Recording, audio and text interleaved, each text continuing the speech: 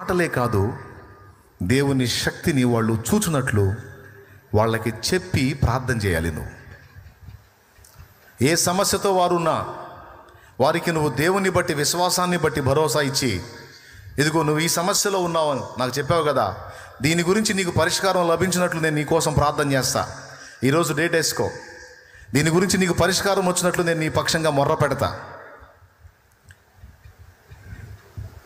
నీకు సమాధానం వచ్చినప్పుడు నాకు తెలియజేయి అని ఆ రోజు నుంచి ప్రార్థన మొదలుపెట్టు తమ్ముడు.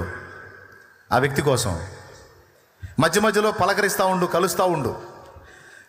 ఆ వ్యక్తి కోసం నువ్వు ప్రార్థన చేస్తున్నావని, ఆ వ్యక్తి విషయంలో నువ్వు ఆసక్తి కలిగి ఉన్నావు అన్న సంగతి వానికి అర్థమైంది కనుక తప్పకుండా నీకు ఆన్సర్ చేస్తూ ఉంటా. దానివల్ల ఏం జరిగిందంటే ఫెలోషిప్ ఏర్పడిద్ది, సహవాసం ఏర్పడిద్ది, స్నేహం ఏర్పడిద్ది. కొద్ది కాలానికి దేవుని శక్తి కూడా ఆ వ్యక్తి చూసే కార్యం జరిగిద్ది. ఆ కార్యం చూసిన నాడు తనే నీ దగ్గరికి వచ్చి అడుగుతాడు, అన్నా నువ్వు అన్నట్టే కార్యం చేశాడు దేవుడు, యేసయ్య కార్యం చేశాడు.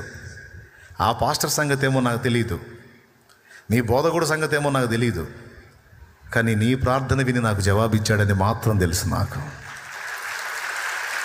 కొడితే గట్టిగా,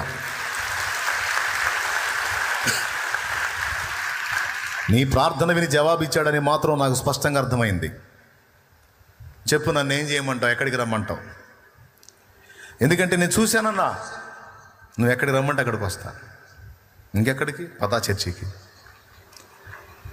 అప్పుడు ఒక ఆత్మ దేవుని సన్నిధికి నడిపించబడి నీ ద్వారా దేవుని శక్తిని రుచి చూసింది, కొన్ని దేవుని మాటలు వింది. ఆ తర్వాత ఇక్కడికి వచ్చిన తర్వాత మరికొంత అవగాహన పొందుతుంది. వెరసి పరిపూర్ణత చెంది నీ వలె ఎదుటి వాళ్ళని రక్షించడంలో ఆ ఆత్మ కూడా భారం తీసుకుంటుంది. ఇది ప్రాసెస్.